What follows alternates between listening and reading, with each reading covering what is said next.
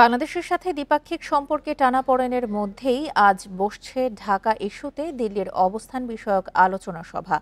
দিল্লিতে অবস্থিত India international সেন্টারে গুরুত্বপূর্ণ এই আলোচনা সভার আয়োজন করা হয়েছে।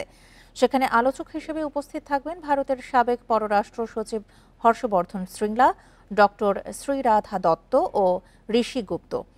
বাংলাদেশে নিযুক্ত সাবেক ভারতীয় হাইকমিশনার হর্ষবর্ধন শ্রীংলা বাংলাদেশ সম্পর্কে যথেষ্ট অভিজ্ঞ ব্যক্তি। বাকি দুজন ভারতের শীর্ষস্থানীয় চিন্তক, যাদের গবেষণার মধ্যে বাংলাদেশ ইস্যু অন্তর্ভুক্ত ছিল।